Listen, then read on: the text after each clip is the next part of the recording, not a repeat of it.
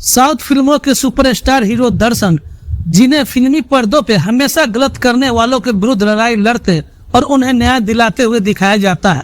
लेकिन एक दिन उनके एक फैन ने, जो उन्हें बहुत पसंद करता है, बहुत प्यार करता है, वह उनके सोशल मीडिया अकाउंट पे उन्हें एक मैसेज भेजता है, जिसे देखने के बाद उन्होंने उस फैन की इतनी बेरहमी से कत्ल करवाते हैं कि असल जिंदगी का हीरो विलेन बन जाता है। और जब यह खबर लोगों तक पहुंचती है तो पूरे देश में इस कत्ल की गूंज सुनाई देती है और हर व्यक्ति यह जानने की कोशिश करता है आखिरकार इस कत्ल की वजह क्या थी, उस फैन ने ऐसा क्या मैसेज किया था, पुलिस कातिलों तक कैसे पहुंचती है और एक हीरो से विलेन क्यों बन जाता है। आइए इस घटना को जानने की, समझने की कोशिश करते हैं। तो नमस्कार, प्रणाम, मैं कुमार विजेता कहानी खबर तक में, और आप लोग से फिर से वही विनती है, चैनल को सब्सक्राइब कर ले, वीडियो को लाइक कर दे और कमेंट में अपनी राय जरूर लिखे, ताकि आपका प्यार मिलता रहे और मेरा हौसला बढ़ता रहे। आज की जो सच्ची घटना है वह कर्नाटक प्रदेश का है। कर्नाटक प्रदेश का एक शहर है जो पूरे भारत में मशहूर है, जिसका नाम है बेंगलोर। इसी का एक थाना है कामासीपाल्या। दरअसल बात कर रहा हूँ 9 जून 2024 की सुबह लगभग 9 बजे के आसपास। इसी थाना स्टेशन के निकट एक जगह लगती है सुमनहली ब्रिज। इसी के पास लगभग 8 से 10 कुत्ते एक किसी चीज को खींच रहे थे। इसी जगह से एक डिलीवरी बॉय गुजर रहा था। उस डिलीवरी बॉय की नजर उस चीज पर पड़ती है, इन कुत्तों पे पड़ती है, और जो पास में जाकर देखता है तो वह एक इंसान की लाश को खींच रहे थे। वह किसी तरकीब से उन कुत्तों को भगाने की कोशिश कर रहा था, लेकिन वह कुत्ते भागने को तैयार नहीं थे। तभी उसने पुलिस कंट्रोल नंबर पर फोन करता है। फोन करके बताता है कि यहाँ पर एक लाश पड़ी है जिसको कुत्ते नोच रहे हैं। और जैसे ही कंट्रोल रूम पुलिस को यह सूचना मिलती है, उसके बाद में नजदीकी पुलिस स्टेशन को यह सूचना दी जाती है। पुलिस मौके पर जाकर पहुंचती है और मौके पर पहुंचने के बाद जो देखता है, वाकई में जो डिलीवरी बॉय ने बोला था वो बिल्कुल सच था।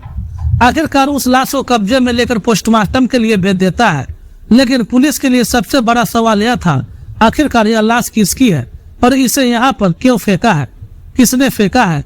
अभी तक पुलिस को इसके बारे में कोई जानकारी नहीं थी और उस लाश की शिनाख्त करने की लगातार कोशिश की जा रही थी।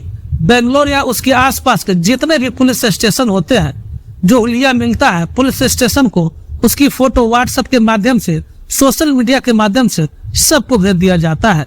लेकिन पुलिस को कुछ घंटे जरूर लगते हैं, लेकिन सफलता मिल जाती है। यहाँ से लगभग 170 किलोमीटर दूर एक चित्रदुर्ग जगह है।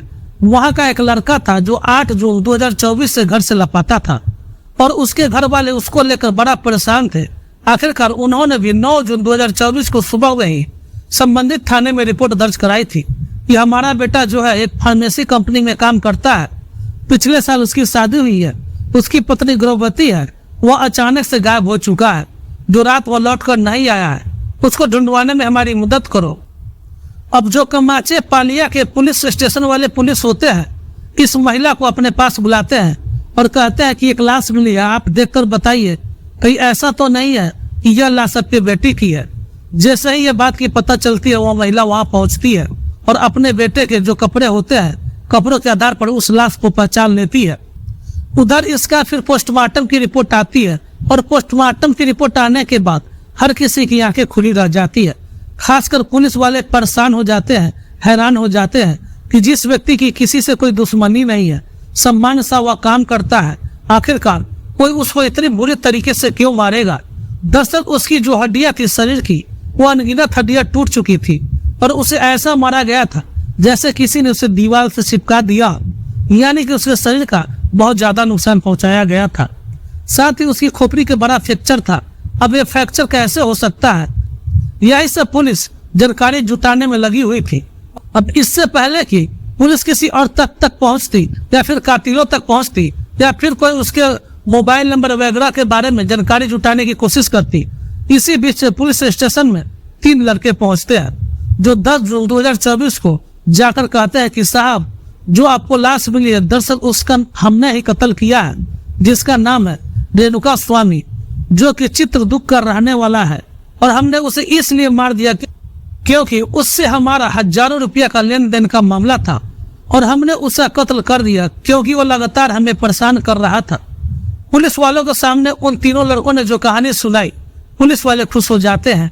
ऐसा लगता है जैसे पकी पकाई खीर उनको मिल गई है।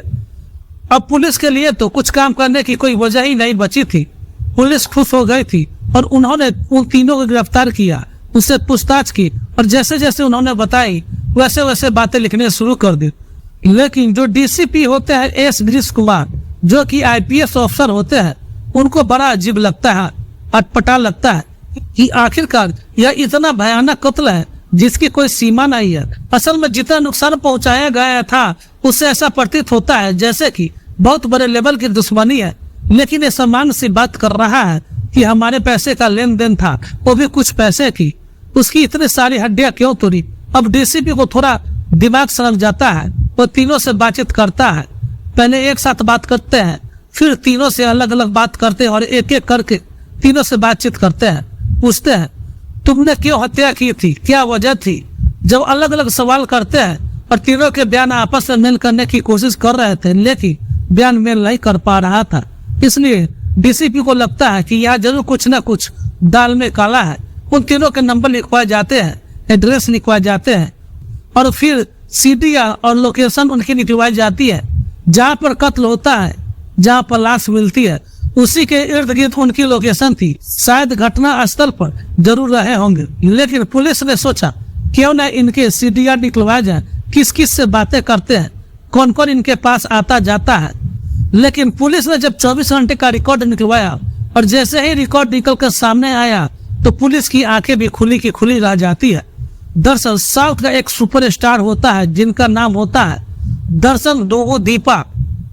दरअसल उनका फोन इन लोगों से कनेक्ट होता है। अब एक साधारण से व्यक्ति का, 3 साधारण से व्यक्ति का एक सुपरस्टार से कैसा कनेक्ट हो सकता है, ये थोड़ा समझ से परे वाली बात है। जिसने 35 फिल्में कन्नड़ में सुपरहिट दी हो, जिसको 9 बार बेस्ट एक्टर का अवार्ड से नवाजा गया हो, जिसकी करोड़ों फैन फॉलोइंग हो, वो इस समान से व्यक्ति से आखिरकार कैसे बातचीत कर सकता है।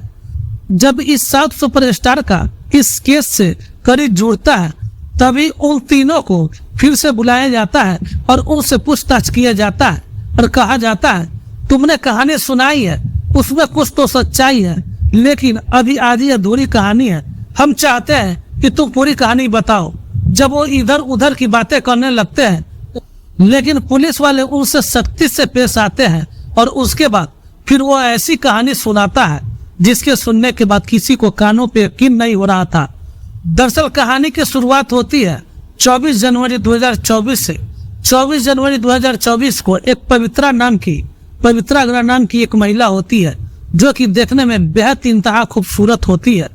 उसने कन्नड़ फिल्मों में अपने करियर की शुरुआत करने की कोशिश की, लेकिन उसकी कन्नड़ फिल्मों में उसका कुछ ज्यादा सिक्का नहीं चल पाया।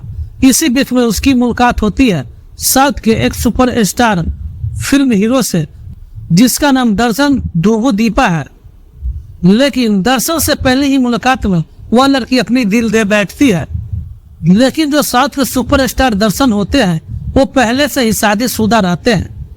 उनकी पत्नी का नाम विजय लक्ष्मी होती है, लेकिन पति पत्नी के बीच में कुछ अच्छा नहीं चल रहा होता है। 2021 से इनका मन मुटाव चल रहा था और इसी का फायदा उठाने के लिए 10 साल पहले पवित्रा गन्ना जो होती है वो उससे प्यार करती थी, आपस में मिलते थे, जुलते थे। इसी बीच 24 जनवरी 2024 को उसने एक पोस्ट लिखा और पोस्ट में लिखा कि 1 दशक बीत गया है, अभी और भी आगे जाना है, और हीरो दर्शन का फोटो लगा देती है। अब यह बात सभी को पता चल जाता है, लेकिन एक दिन एक ऐसा फैन होता है जिसका नाम रेणुका स्वामी होता है। उसको ये बातें अजीब लगती है, इसलिए दर्शन को उसके पत्नी से रिश्ता ठीक करने के लिए मैसेज करता था, भद्दे भद्दे कमेंट लिखता था। इस तरह से चल रहा था और यह कई महीने बीत जाने के बाद भी, लेकिन उनका जो फैन होता है रेणुका स्वामी 28 मई 2024 को अपने प्राइवेट पार्ट का फोटो खींचता है और वो फोटो कुछ इस तरह से खींचता है कि उस व्यक्ति का चेहरा उस फोटो में चला आता है। वह इंस्टाग्राम पे अपने फोटो के साथ इस मैसेज को डाल देता है। जब उनकी हीरोइन यह मैसेज देखती है तो उसमें लिखा होता है कि बताओ मेरा जो सम्मान है तुम्हारे हीरो से मजबूत है कि नहीं, और तुम मुझे मौका दो, मैं ये साबित कर दूंगा कि मेरा सामान तुम्हारे हीरो के सामान से बहुत मजबूत है। जब यह मैसेज पवित्रा दर्शन को दिखाती है, दर्शन को बहुत खराब लग जाता है और वह सोचता है कि बदला लेना चाहिए, इसलिए उसने अपने कुछ सोर्स लगाने शुरू किए। जो उसने इस प्राइवेट पार्ट के साथ फोटो भेजा था और उस व्यक्ति को वह ढूंढ लेता है और वह एक प्लान बनाता है और कुछ लोगों को 30 लाख रुपए देकर उसकी हत्या करवाने के लिए तैयार कर लेता है। फिर जब रेणुका स्वामी 8 जून 2024 को फार्मेसी कंपनी में अपनी नौकरी करने के लिए गया था और वापस घर लौट रहा था, तभी कुछ लोग उसे रोकते हैं और कहते हैं तुम्हारे हीरो दर्शक तुम्हें अपने पास मिलने को बुलाया है। इतना सुनने के बाद वह व्यक्ति बहुत खुश हो जाता है और उसके साथ मिलने के लिए उसके साथ चल देता है। बेंगलोर की एक जगह होती है पट्टी नगर, वहां पर लेकर जाते हैं। दरअसल यह जो जगह होती है वो दर्शन जो हीरो होता है उसी के परिवार में से किसी एक की जगह है। वह दूर दूर तक किसी का आना जाना नहीं था। इसी बीच में 3-4 लोग जो होते हैं वो उस लड़कों को यानी कि रेणुका स्वामी को लगातार पीट रहे थे। अब यह दर्शन अपनी हीरोइन यानी कि जो उनकी प्रेमिका होती है पवित्रा, उसके साथ मौके पर पहुंच जाते हैं और जैसे ही उस लड़के को अपने आंखों से देखती है, बेल्ट निकालकर उसे बुरी तरह पीटना शुरू कर देती है। उस फैन को लग रहा था ये हीरो आ गया है मुझे बचाने के लिए, मैं तो इससे बहुत ज्यादा प्यार करता हूँ, लेकिन उसे क्या पता था कि ये जो पीटा जा रहा है उस हीरो की वजह से उसे पीटा जा रहा है।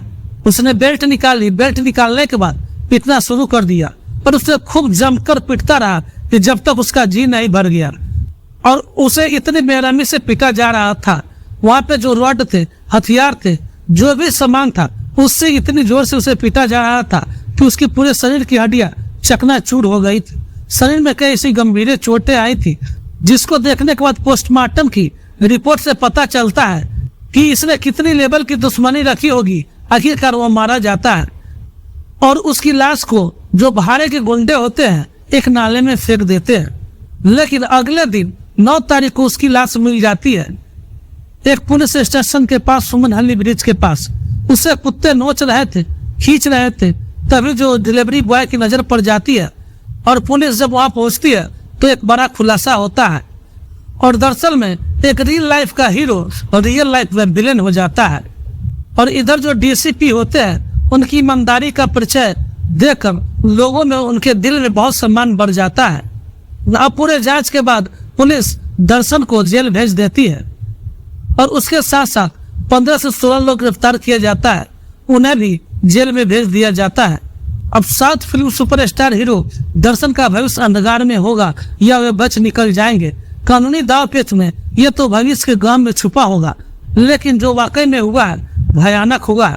दोस्तों, इस पूरे घटनाक्रम को सुनाने का उद्देश्य किसी को परेशान करना या दिन दुखाना नहीं है, बल्कि आपको जागरूक करना है, आपको सचेत करना है और कहना है कभी भी किसी भी कीमत पर ऐसी नियत नहीं रखनी चाहिए। तो दोस्तों, आप सब अपना ख्याल रखें, सुरक्षित रहें। मिलते हैं फिर एक नई सच्ची कहानी में, तब तक के लिए जय हिंद, जय भारत।